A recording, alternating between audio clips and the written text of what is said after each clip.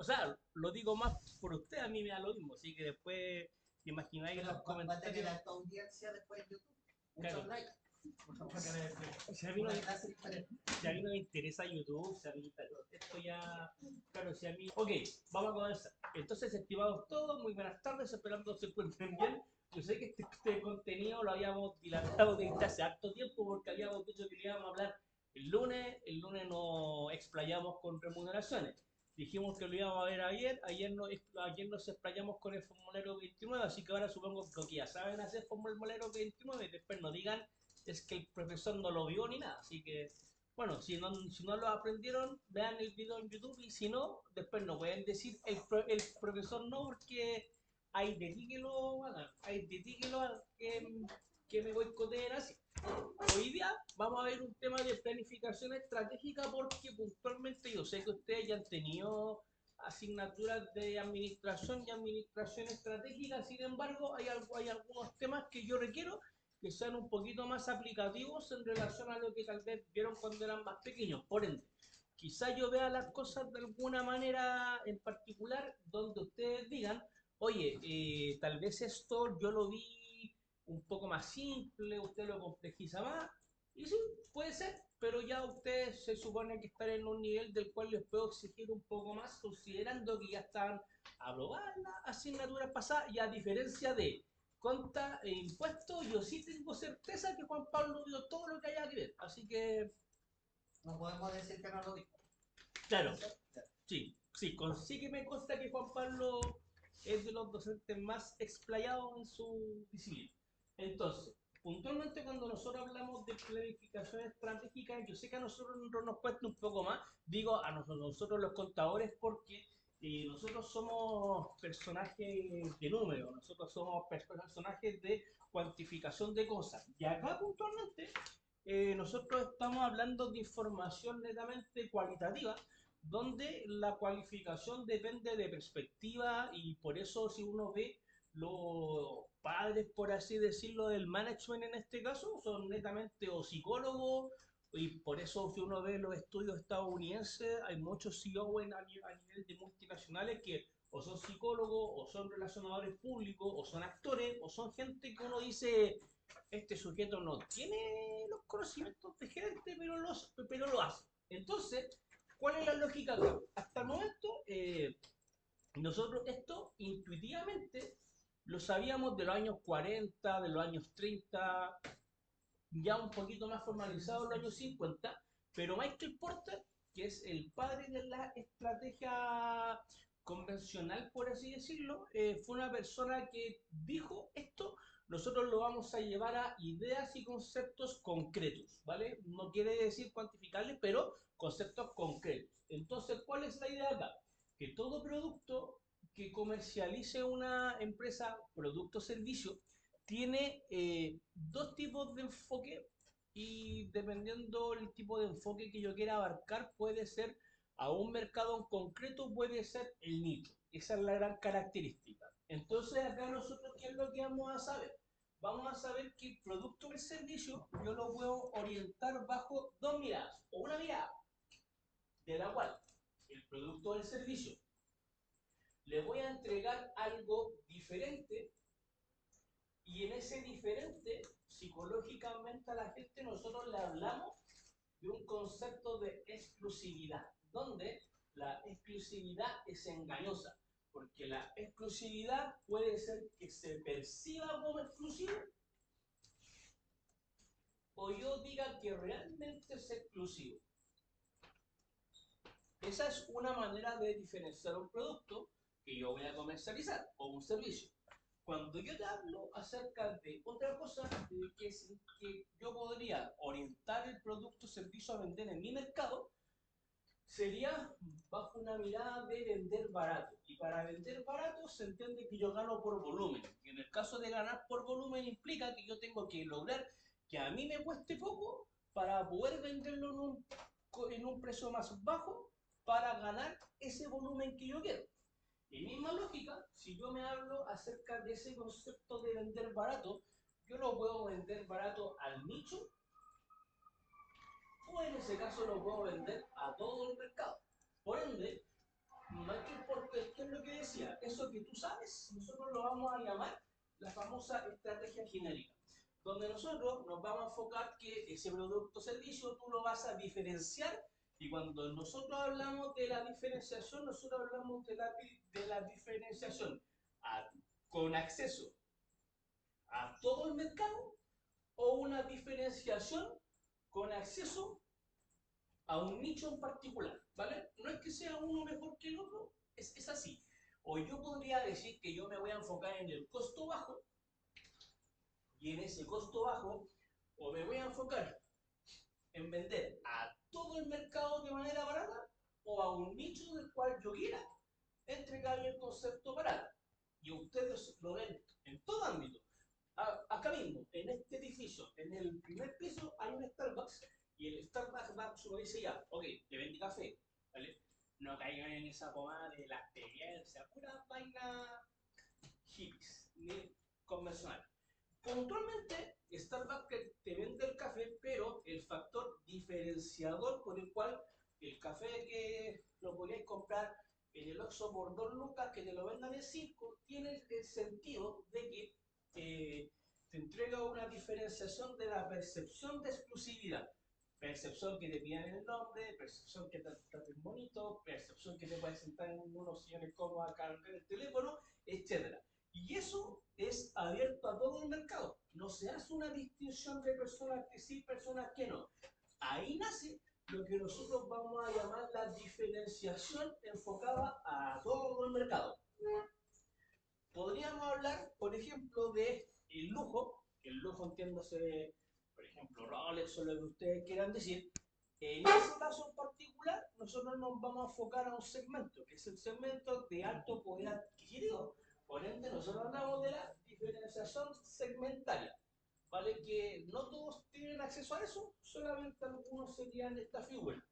O, por ejemplo, si yo te hablara de una universidad que ofrezca una carrera única. Por ejemplo, en Chile nosotros en su momento fuimos el boom del cobre, ahora estamos en el boom del litio, no hay carreras de litio, pero sí se tiene la intención de hacer. Si yo creo que CQM salgara a una universidad que dijera, te ofrecemos la carrera de ingeniería en litio, te doy firmado que sería la única en Chile hasta el momento, y puntualmente harta gente se matricula con el curricularia. ¿Qué pasaría? Te cobrarían una mensualidad grandota, y lo más probable es que solamente la gente que sepa de la materia o la gente que quiera trabajar en ese nicho podría entrar. Ahí tú tienes un segmento. Y en el caso de los costos bajos acá, nosotros decimos el costo bajo para todo el mercado, como la cuenta, por ejemplo, que se enfoca en vender cuestiones de marcas genéricas por lo cual es más barato. Por ejemplo, o costo bajo segmentado.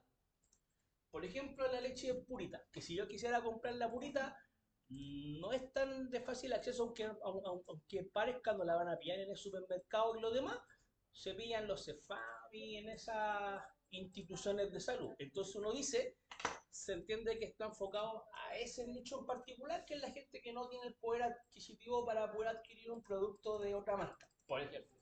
Y así se puede. Entonces, Porter en este caso decía, ah,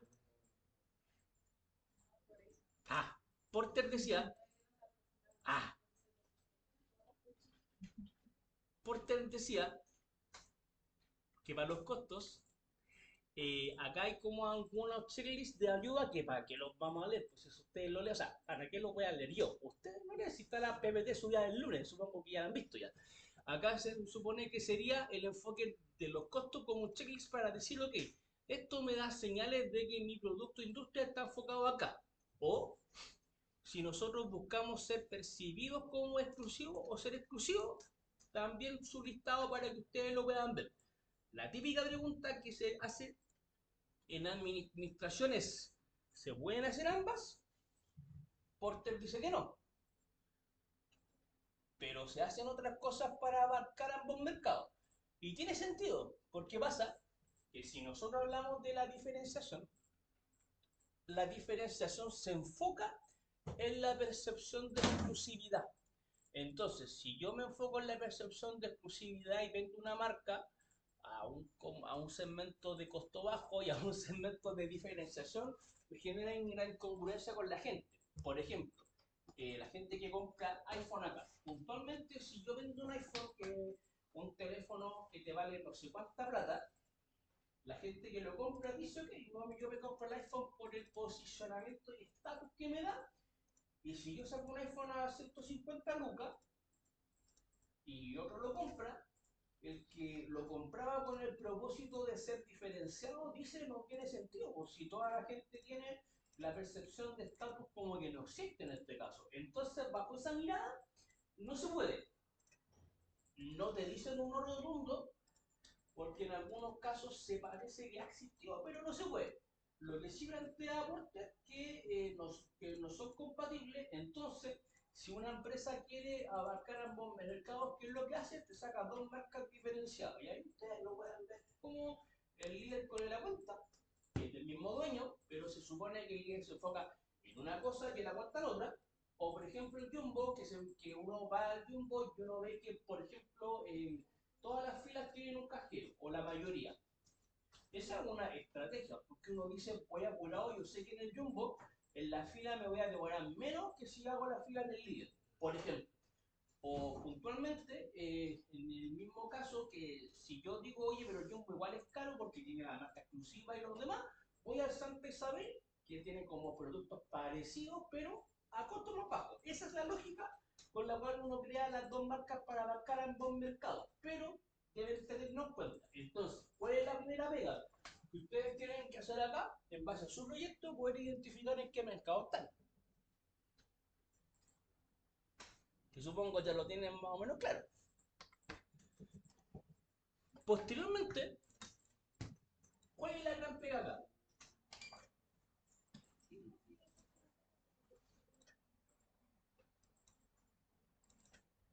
Ah, me duele el cuello. Esto sube un poco lento. Y ya veo que ni siquiera ha borrado en la pizarra. Bueno, de lo que vimos ayer, a los que vieron. Hoy estamos grabando todo esto, después ahí en los comentarios, el profesor que es displicente con los alumnos. ¿Por qué los trata así? Yo, bueno, quien me escuche esto, si supieran cómo me tratan a mí. Entonces, acá, en esta parte, ¿cuál es la lógica del trabajo? Entonces, ustedes van a tener que llegar a algo que se llama la misión y visión. Pero la misión y visión es lo que uno ve a simple vista. Pero para poder llegar a eso, tú necesitas establecer objetivos, que son metas separadas en el tiempo. Esos objetivos, para poderlos hacer, nosotros necesitamos un FODA. Y para poder hacer el FODA, si ustedes piensan que un FODA se construye diciendo mis fortalezas son estas, y listado con fortaleza, si tú piensas mis oportunidades son estas, estoy muerto al tiro. Eso es una lluvia de ideas nomás, ¿ok?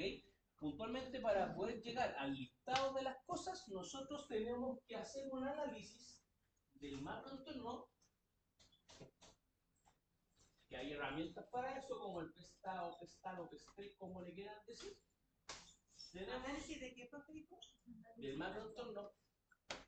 Tenemos herramientas del microentorno, como por ejemplo las 5 fuerzas de Porter, y tenemos el análisis del entorno interno, que el entorno interno aquí con herramientas como la cadena de valor se entiende que nosotros vamos a poder encontrar factores que nos diferencian con respecto a otros o factores que son internos míos que me provocan alguna diferenciación. Y en base a eso, nosotros, ¿qué es lo que vamos a llegar acá? Si tú haces este análisis de manera acertada, vas a llegar a las oportunidades y amenazas que va a tener tu empresa. Y si yo esto lo analizo de manera interna, nosotros acá vamos a poder llegar a las fortalezas y debilidades, que estos van a ser tu FODA.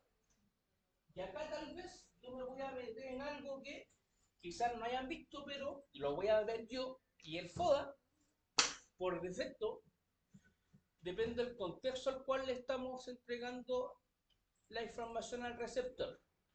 El FODA, si es que yo hablo con gente que tiene el mismo nivel de conocimiento mío del mismo contexto, el FODA puede ser no cuantificado, porque nosotros entendemos que una fortaleza que podría ser, que mi fortaleza es que yo tengo la certificación de la norma no sé cuánto, ambos entendemos que tal vez podría ser un factor muy primordial. Pero quien no lo entiende porque no está en el mismo mercado que tú, necesitamos entregarle una nivelación para el mismo tipo de información. Y ahí viene que el FODA se cuantifica. ¿Cómo es eso que se cuantifica? El FODA tú le pones nota. Entonces, eso es lo que nosotros vamos a ver. Y acá quiero ser súper enfático porque otros semestres que hemos visto eso, los alumnos dicen, pero es que no me lo enseñaron así. Mira, claro, ocurre como lo contrario. Lo que no, claro, es que eso no me lo enseñaron. Y así que no lo sé, pero los años lo hacen. Pero posteriormente, es que no me lo enseñaron así, lo voy a hacer así nomás. Lo hacen como quieren hacerlo. Pero yo les voy a poner una restricción que es que el FODA se cuantifica y se lo voy a enseñar a cuantificar. Eso. Entonces, en su mente deben tener presente ese mapa. Primero se hace los análisis de los entornos. Posteriormente, con el análisis del entorno, construyen el FODA. Y recién con el FODA hacen los objetivos para llegar a la misión y visión. Ese debería ser el camino. ¿Y por qué debería ser así? Porque si tú partes con la misión, estás construyendo la misión en terreno de los suelos. O sea, estás construyendo algo que se podría derrumbar en cualquier momento. Esa es la lógica. No. Dime. No sé, es que igual es complicado hacer ese tipo de análisis a este tipo de casos porque en sí en la administración, para sacar ese tipo de poda o peste, nos entregaban un caso, pero un texto, la historia realmente del caso. Un texto de la historia realmente. Tenemos balance. ¿Tú crees que necesitas una historia o algo? No es que, no es que la necesite, pero no sé cómo hacer. ¿Y si yo te entregara un anexo más, te serviría? Como una pequeña Yo historia. creo que sí, porque viene con el antecedente de la empresa. ¿Ok? Claro, ya no hay problema, lo vamos a hacer, porque originalmente yo decía ya, pues, o sea, si la empresa se dedica a esto, habitualmente lo que se les pide a la gente que investigue en internet, los demás, de la misma empresa o de la misma industria, pero si necesitan que les entregue algo más, les pasan dos, no hay problema con eso, denme el día y se lo subo. Ya. Gracias, profe. Profesor, entonces, como para hacer un resumen, el orden sería análisis del entorno, donde yo veo el macro, el micro y el interno. Claro, Con eso hago FODA, sí, con eso saco los objetivos, y sí, con eso logro recién hacer la misión de visión. exactamente. Claro, y ahora les voy a explicar cada uno. Si eso es como el mapa que necesito que lo tengan interiorizado para poder explicar lo que quiero explicar realmente. Gracias. No, a ti, pues, joven Álvaro. Entonces, tú, ya. Bueno, acá hay algunas herramientas que no es necesario que la hagan. Si les da tiempo, pueden hacer la matriz de Boston, pero no es necesario que la hagan. ¿Vale? Donde la matriz de Boston consiste en poner los productos y ver el potencial de crecimiento o las ventajas competitivas que te genera el mismo producto para poder analizar si el producto es un generador de efectivo o es un potencial fracaso, ¿vale? Pero eso la verdad que como venden un único producto, no tiene tanto sentido que se haga, ¿cachai? Lo mismo que el Boston 2, porque ¿qué es lo que pasa? El Boston 2, acá nosotros analizamos el tipo de industria. Sorry, el Boston 2 es el que les hablaba. El Boston 1, porque la hizo la empresa Boston Consulting Group, es una matriz que te ayuda a analizar en qué tipo de mercado estás, si es un mercado de nicho o un mercado de negocio de barrio o eres un mercado en instancias de poder crecer o multinacional. Pero eso no lo vamos a ver porque también en el caso de ustedes están especializados que para qué. Y lo mismo con el Boston 2. Ahora, en juegos de integración técnico no. Si tocamos esto nuevamente en juegos de integración profesional, ahí sí. Puntualmente, cuando nosotros hablamos de las 5 fuerzas de Porter, que es el análisis del microentorno, en este caso del análisis del microentorno, nosotros acá, ¿qué es lo que tenemos? Tenemos una situación de la cual yo analizo la industria. ¿Qué es la industria? La industria es el segmento en el cual, o el mercado en el cual interactúa la empresa con los actores directamente relacionados. Acá nosotros no hacemos un análisis de la empresa, sino que hacemos un análisis de la industria en general, ¿ok? Entonces, si es que yo te hablo de las 5 fuerzas de Porter de la UDP, no es que sean las 5 fuerzas de Porter de la UDP, sino que son las 5 fuerzas de Porter de la industria de la educación superior o de las universidades privadas, etcétera, ¿vale? Eso es lo que deben tener en cuenta, porque acá nosotros vemos cuáles son las oportunidades y amenazas que el mercado otorga y que yo me beneficio, me perjudico o trato de protegerme de ello. Porter plantea que son 5. Si me preguntan la opinión, para que serían 4 porque hay uno que vale por 2. Pero si Porter lo dice, qué sé yo, para jugar. Puntualmente Porter plantea que nosotros tenemos que ver la rivalidad entre competidores existentes, y cuando nosotros estamos hablando de eso, estamos hablando de la competencia, ¿ok? Puntualmente la competencia son las empresas de las cuales tienen una posición mejor o peor que la mía. Y acá nosotros vemos quiénes son los líderes del mercado, quién manda, quién está segundo, etc. Y habitualmente se analizan los competidores actuales y los potenciales competidores. Por ejemplo, si yo soy una empresa que se dedica a la venta de autos, para fabricar un auto y una moto requiere casi las mismas cosas. Por ende, yo también, por ejemplo, si soy, en este caso, adelante, si yo, por ejemplo, soy en este caso Toyota, lógicamente que voy a poner en mi análisis también a Honda, que fabrica, o a Yamaha, que fabrica motos, porque uno dice, soy complementario en este caso. En el mejor de los escenarios, si yo analizo las 5 fuerzas de Porter, en el mejor de los casos, se entiende que la empresa en la cual yo hago el análisis de la industria para mi empresa, en el mejor de los escenarios, deberíamos estar lo que en economía se define como un monopolio. O sea, que yo soy el único actor, porque si yo soy el único actor, no tengo competencia, no hay competidores potenciales, las amenazas de nuevos competidores es casi nula o nula, en este caso muy complicada. Yo tengo el poder negociador con los proveedores, por lo cual yo puedo comprar el precio que se me plazca y puedo vender al precio que se me plazca porque soy único. Y en el caso del sustituto, no hay, ¿vale? Algunos dicen que el sustituto también se considera un competidor actual, porque los típicos casos, Coca-Cola con Pepsi, que el Pepsi es el sustituto de Coca-Cola, pero si yo lo analizo, Coca-Cola con Pepsi compiten porque están en la misma industria. Entonces uno dice, podría ser en ese caso. Monopolio. En el peor de los casos, económicamente hablando, nosotros vamos a estar en un escenario de competencia perfecta. Que la competencia perfecta, ustedes saben que es ese mercado donde todos tienen el mismo nivel de información, el mercado está automatizado, es fácil entrar y salir, toda la vaina esa. Entonces acá, ¿qué les entrego yo? Yo les entrego datos o preguntas que ustedes se tienen que hacer para poder hacer el análisis. Acá vienen las preguntas para poder ver los nuevos ingresos. Entonces nosotros acá analizamos las barreras de entrada. Y acá algo que quizás no vieron con Juan Pablo, pero yo sí lo veo, es que uno cuando ve las barreras de entrada, también tiene que analizar las barreras de salida. Porque de lo contrario, estás viendo solamente qué tan fácil es entrar, pero también me interesa ver qué tan fácil es salir. Pues si yo me quiero meter a un mercado, veo que no es fácil salir del mercado, donde muchas veces no me meto nomás, porque entonces hay una relación directa. Y puntualmente, ¿qué te plantea Porter acá? Te plantea que en este caso nosotros vemos la amenaza de nuevos competidores, vemos las famosas barreras de entrada. Acá hay ejemplos de barreras de entrada donde tú a veces puedes analizar qué tan fácil o qué tan complicado salir dependiendo de este antecedente. Y la segunda fuerza sería la rivalidad competitiva, o sea, los competidores actuales.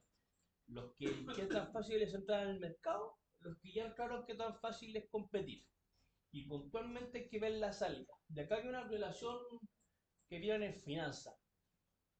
¿Se acuerdan en finanzas que vieron el axioma financiero que nadie lo discute? A ver, vamos a retomar. ¿Saben lo que es un axioma, no? O sea, en matemáticas no lo saben. Ya mira, en matemática les dijeron que las fórmulas así por una comprobación matemática y lo demás. Ya, eso es un axioma. Axioma es algo que no se discute porque de común acuerdo se llegó al consenso que eso es así. ¿Vale? Ustedes en matemática, en álgebra vieron, por ejemplo, el cuadrado de binomio, que ante la expresión de una suma en consideración de la potencia, se supone que el primer término al cuadrado más dos veces el primero que el segundo, más dos veces, o sea, más el segundo término al cuadrado. Un axioma. En finanzas ustedes tienen otro axioma que no se discute. Y ese axioma dice que a mayor rendimiento, mayor retorno, mayor rentabilidad, ¿qué es lo que pasa con el riesgo? Con el riesgo Con el riesgo, es menor, ¿o no? al revés, debería ser mayor. Porque si yo voy a asumir mayores o voy a esperar mayores retornos, los riesgos también deberían ser más altos. Por ejemplo, la plata en la cuenta corriente. O más explícito, la cuenta de ahorro te da un retorno, que es el interés, pero el riesgo es bajo. ¿Cuál es el riesgo? Que el banco quiebre. Y en Chile nosotros tenemos un sistema tan robusto que que la historia mundial los bancos han quebrado una vez y fueron salvados por el Estado. Entonces nosotros podemos ver que el riesgo es bajísimo, pero el retorno es bajísimo, porque uno ve que los retornos que te genera una cuenta de ahorro, ¿cuántos son? La nada misma. Un ejemplo más rudo, el narcotráfico. El retorno es altísimo, pero es una persona que tiene que estar en un búnker, que se tiene que mover de un lugar a otro, que no puede dormir en paz, que está constantemente investigado, que está generando problemas, que te pueden traicionar. Los riesgos son muy altos en relación al retorno. Entonces, ¿qué se dice? Se dice que mientras más alto el retorno, más alto el riesgo, y eso nosotros lo vemos también en este caso de la estrategia, que las barreras de entrada te dicen que mientras más altas, rendimientos más elevados tú vas a esperar, y mientras más difícil sea salir, más riesgoso va a ser tu mercado. Entonces, en el mejor de los casos, donde todos se van a querer abrazar acá, sería que haya una barrera de ingreso alta y una barrera de salida baja, porque significa que es difícil entrar, por ende vamos a ser poquitos que nos vamos a comer la torta, pero salir va a ser fácil si yo veo que no me gusta, no me da bien. Entonces uno dice rendimiento alto y un riesgo estable. Lo normal sería una barrera de entrada alta y un riesgo alto también. En narcotráfico que les decía, ¿cachai? O quizá un rendimiento, una barrera de entrada baja. Yo quiero hacer una tienda de ropa americana para vender en Instagram. Es un negocio súper fácil, porque uno, ¿qué es lo que dice? Compra un fardo te va a salir, no sé, 100 lucas, nosotros vemos que la barrera de entrada es baja. Pero yo me pregunto, claro, y si me aburro, todos salen en este caso, claro, una barrera de entrada baja, porque todos pueden hacer lo mismo, por ende un rendimiento bajo. Y si me quiero salir, dejo la tienda tirada. Una salida baja, por lo cual rendimiento bajo, con un riesgo estable, por ejemplo.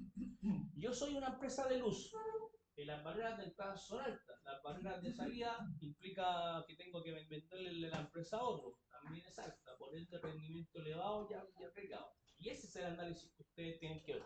Eso a ustedes les va a entregar oportunidades y amenazas potentes. Álvaro, ¿cuál es tu duda? En el caso de arriendo, que yo arriendo maquinarias, mi riesgo de salida es alto, ¿cierto? No sé, eso es lo que tienes que evaluar. Tengo arrendado, tengo contratos firmados, entonces no puedo llegar a ese número.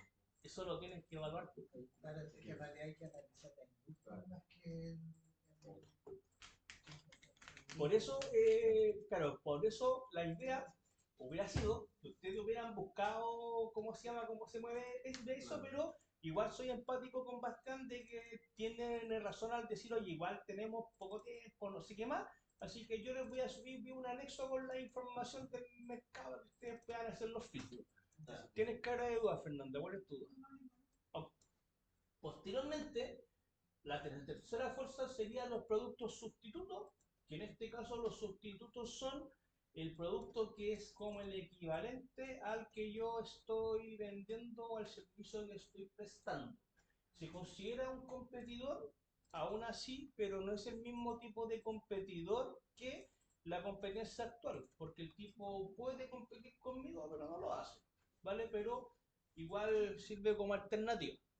El poder negociador con los proveedores, que nosotros vemos qué tanto poder tiene el proveedor por sobre las empresas que compiten en este mercado, y los clientes, qué tanta influencia tienen los clientes en la determinación de las empresas que compiten en este mercado. Eso. En la vida real, si yo quisiera hacer este análisis de las 5 fuerzas de Porter, yo tendría que ver las 5 fuerzas de mis clientes, las 5 fuerzas de mis proveedores, las 5 fuerzas de mis sustitutos, y sería un círculo súper amplio. Nosotros lo vemos solamente a una escala porque aún somos chiquitos. El macroentorno, la verdad que no requiere una mayor explicación, pero el macroentorno consiste en que ustedes analizan el mercado con los agentes que no son directamente relacionados. O sea, son entidades que tienen interacción con mi industria, pero no tienen una relación directa. Por ejemplo, la industria de los arrendos de las máquinas sí tienen una relación directa con los proveedores, los clientes, las amenazas, etcétera, pero suponte nuestra industria no tiene una relación tan directa con las leyes, con el Estado, porque uno dice ya, hay una relación, pero es porque el Estado es un agente que participa acá, al igual que el factor político, al igual que el factor cultural, al igual que el factor medioambiental. Ustedes tienen que ver los factores de la sociedad, lo que en este caso en sociología se define como el entorno, y en base al entorno ustedes definen acá el posicionamiento de un lado con otro. Oye, todo es un cuaderno, qué miedo. Son 3 semestres. En 3 la Biblia. semestres. La Biblia. Ok, muy bueno, muy bien. Acá, si nosotros vemos el análisis interno, acá nosotros tenemos las 5 fuerzas de Porter. Las 5 fuerzas de Porter, ¿qué es lo que analiza? Analiza la empresa internamente, porque las primeras 2 herramientas te muestran el análisis externo. Acá nosotros vemos mi interior. Lo otro te muestra oportunidades y amenazas. Esta herramienta te muestra las fortalezas y debilidades que nosotros tenemos. Entonces, ¿cómo se lee esto? El producto que vendo o el servicio que presto participa de manera directa en su elaboración o prestación de servicios y en la manera indirecta. Directamente, si yo voy a vender un reloj, yo digo logística interna, la gestión de compra, materia prima, proveedores, etcétera. Fabricación, la materia prima transformarla en un reloj. La logística externa es hacerlo llegar al cliente. El marketing sería la publicidad y comercialización del mismo producto, y el servicio por venta es la famosa fidelización para que este proceso se repita de manera entrópica y que no se genere una entropía de la cual podría generar una potencial cierre o quiebra de mi negocio. Y en la parte secundaria están aquellas actividades que no se relacionan directamente con mi producto, pero que sí están metidas en la misma base. Por ejemplo, los recursos humanos no están metidos directamente en la fabricación del reloj, pero sí son importantes. Claro. El know-how, el conocimiento. Suponte si yo veo el análisis de las 5 fuerzas de la cadena de valor de ese mueve, te doy firmado que la mayor fortaleza que tiene es el know-how. Porque el conocimiento, porque nadie sabe de litio más que ese mueve, porque es casi un monopólico en Chile. Cobre mucho. Cobre se presta en muchas universidades. Litio no hay carreras de litio, por lo cual ese puede aprender a sacar el litio de manera autónoma. Entonces, esa es su fortaleza. Por ejemplo, ¿cuál es la idea acá? Que ustedes analicen su empresa y en base a su empresa ustedes puedan ver qué eslabones son los eslabones bonitos, por así decirlo, eslabones duros que no se rompen, o eslabones, entiéndase como que necesitas de una cadena, por eso se llama cadena de valor. o entiéndase, eslabones que son más propensos a quebrarse, eslabones más oxidados, que esas son las debilidades que están y que uno las tiene que pulir. Entonces, con eso, ustedes llenan el FODA. El FODA se debería construir así, donde, ¿qué es lo que van a hacer acá? Atención, que esto es lo que no han visto. Ustedes puntualmente tienen una primera parte, cuando hagan el uso de la herramienta y lo demás, ustedes van a llegar a las fortalezas, oportunidades, debilidades y amenazas, que es este listado de acá. Este es un ejemplo, ni se te ocurra en el informe porque lo he visto, lo planteo porque me ha tocado. Ni se le ocurra tomar esto, copiarlo y pegarlo en el trabajo, porque esto se entiende como un ejemplo.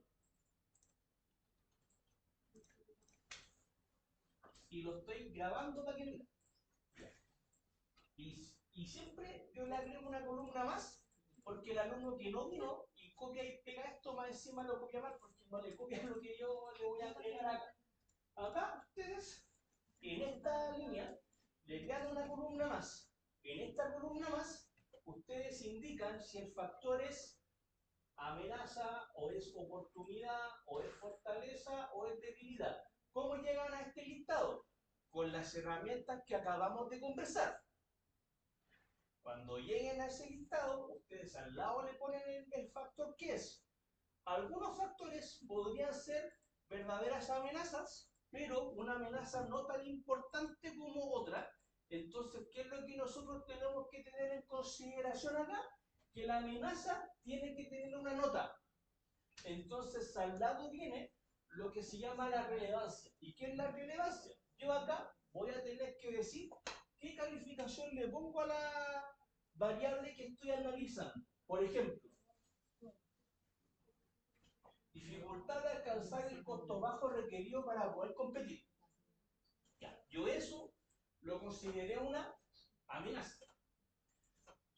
Puntualmente esa amenaza, yo digo, oye, ¿sabéis qué? Yo soy una empresa que vende Rolex.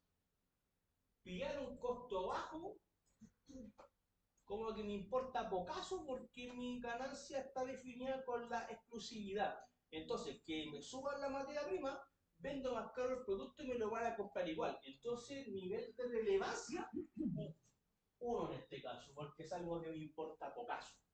Entonces, dificultad de alcanzar exclusividad requerida para poder competir. Ah, yo soy Rolex, ahí sí me interesa. Entonces yo digo que relevancia a 5. Entonces, ¿qué significa? Que la gente que no tiene el mismo nivel de conocimiento que el tuyo, puntualmente, si yo le pongo nota, yo digo que bajo el criterio de ustedes, esa amenaza es súper importante, esa amenaza es poco importante. Esa es la idea. Por eso le pongo nota, porque le entrego una escala de apreciación. ¿Vale? Esa es la idea, porque yo podría decir, no sé, según mi análisis FODA, considero que podría ser una amenaza extraterrestre una amenaza. Ya, pero si nosotros hablamos de la convención de la UFO o de la NASA, es un 5. Si yo te hablo de la UDP, un 1. Eso es lo que tenemos que analizar en este caso. Por eso la escala de apreciación va acá. Por eso la escala va de 1 a 5. ¿Qué al criterio tuyo? Yo acá les entrego de 1 a 5, yo he visto gente que le pone de 1 a 10, de 1 a 7, de 1 a 3. Depende de lo que tú estimes conveniente. Nosotros no queremos evaluar. Claro. Si yo le pongo 5, yo debo especificar las cosas que considero que le pongo 5. Mira, para el informe no es necesario, pero igual tenganlo presente para la comisión. Ya, ahora, los objetivos. Cuando tengan el FODA, que habitualmente hasta el FODA es la parte pelúa. Cuando tengan hasta el FODA, después vienen los objetivos, que el objetivo es establecer meta. Yo creo que Juan Pablo les tuvo que haber hablado de la metodología SMART, ¿cierto? ¿Cuánto? SMART. S-M-A-R-T. Ya. El objetivo, claro, la verdad que la sigla me cuesta un poquito, así que yo lo veo así nomás en español, que son como checklists de atributos que deberían tener.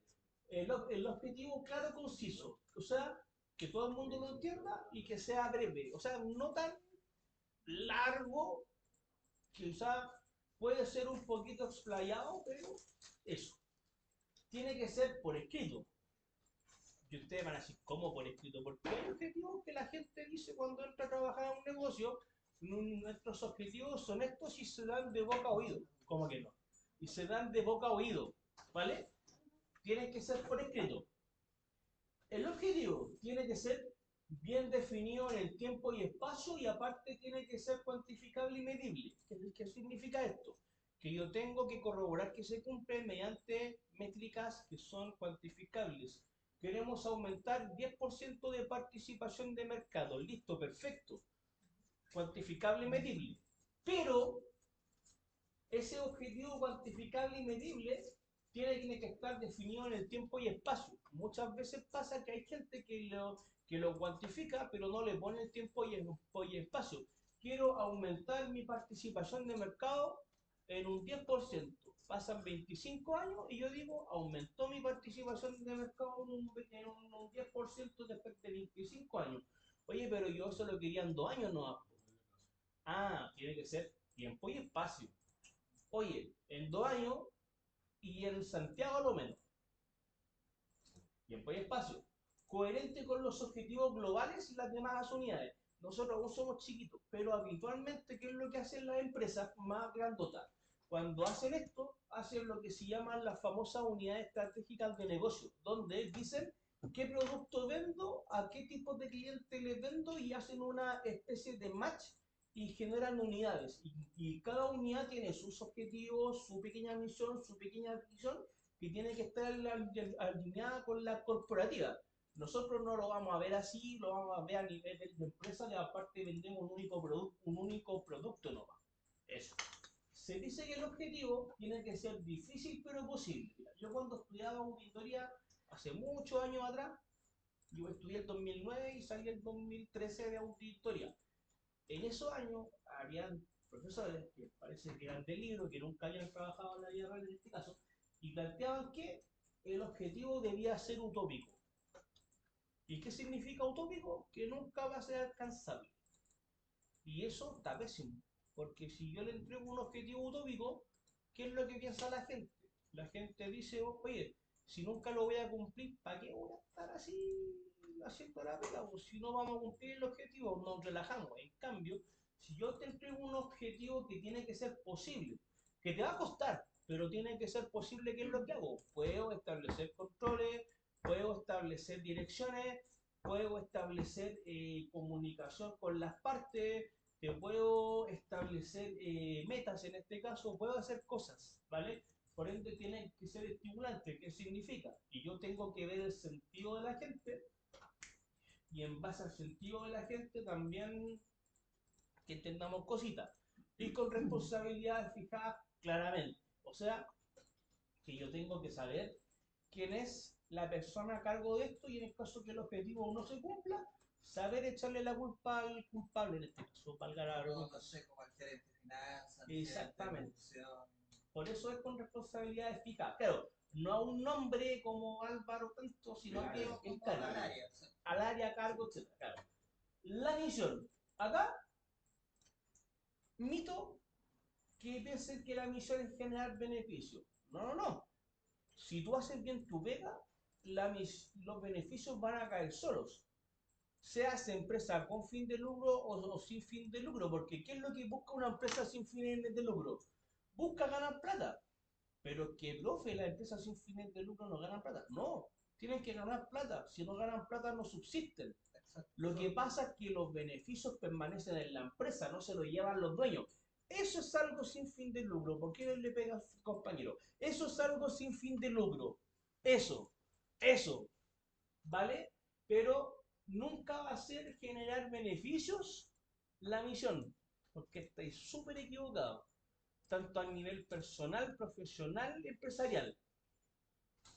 La misión va a ser el propósito, y el propósito es satisfacer la necesidad del cliente. ¿Qué cliente? ¿Qué necesidad quiero satisfacer según el problema económico keynesiano? Eso es lo que tú tienes que pensar. Y si tú cumples con tu misión, los beneficios van a llegar solos. Esa es la lógica. Entonces, la misión para poder responder con nuestro propósito, yo les entrego un cuestionario. Les digo, ¿quiénes somos? ¿Para qué queremos que la empresa funcione? ¿A quién le beneficia? ¿Cómo se mide? ¿Cuál es el resultado? Si tú respondes esto, vas a tener toda la data, o como dicen los lolos, vas a tener todos los factos para poder hacer la misión. Pero para llegar a todos los factos, para poder hacer la misión, tienes que responder a esto. Oiga, pero hay algunas pistas para poder llegar a esto, pero por supuesto, pistas para determinar las actividades que se desarrollan, el tipo de persona, la forma de organización, los plazos, los niveles, los criterios. Si tú respondes esto, tienes el facto para responder esto. Oiga, ¿y hay alguna ayuda para poder llegar a estas pistas? Sí. 4 preguntas. ¿Cómo son? ¿Quién lo decide? ¿Cómo lo decide? ¿Por qué lo decide? Por ejemplo, ¿quiénes somos? A ver, ¿quiénes somos? ¿De dónde saco esto? Ah, del tipo de persona, de las formas de organizarse, de los plazos, ya. Esto me entrega la info. ¿Cómo yo tengo la data para las actividades que se desarrollan en la empresa?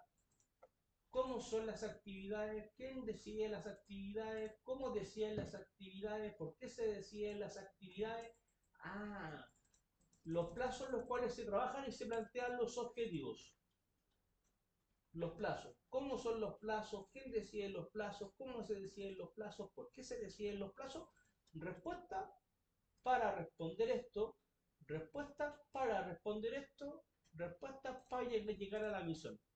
Mira, así se hace. Como una receta. Así.